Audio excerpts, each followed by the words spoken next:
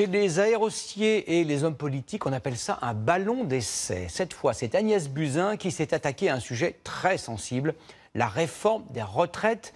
La ministre de la Santé a expliqué hier sur LCI qu'elle n'était pas hostile à un recul de l'âge de départ, qui est fixé, vous le savez, à 62 ans. Quelles conséquences cela aurait-il pour les salariés? Alexia Mayer, Olivier Stambach se sont rendus dans une entreprise d'Île-de-France. Une entreprise, 3 métiers, 3 approches. Ils n'ont pas tous le même avis sur la retraite à 65 ans.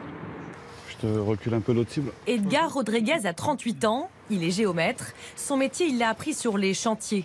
Pour lui, l'heure de la retraite sonnera à 62 ans. Mais le problème, c'est qu'il passe de longues heures sur le terrain, un quotidien parfois éprouvant. Le fait d'être dehors quand il pleut, quand il fait chaud, quand il fait froid, c'est le physique qui peut-être qui ne suivra pas.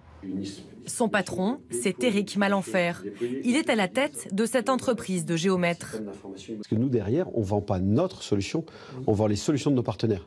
Il a 53 ans et travaille depuis l'âge de 16 ans. Résultat, il pourrait prendre sa retraite à 60 ans, une perspective inenvisageable. Je trouve ça passionnant de travailler parce que c'est une activité, parce qu'on peut créer de la valeur, parce que j'imagine mal demander à la génération qui suit de venir assumer des retraites, alors qu'en fait on va être toujours plus nombreux à être plus âgés et toujours moins qui vont être au travail. Une hausse d'1 an de la durée de cotisation pourrait rapporter jusqu'à 10 milliards d'euros aux caisses de retraite. Un argument difficile à entendre pour les salariés. Cécile Marie Rayet est à 54 ans, assistante technique dans l'entreprise.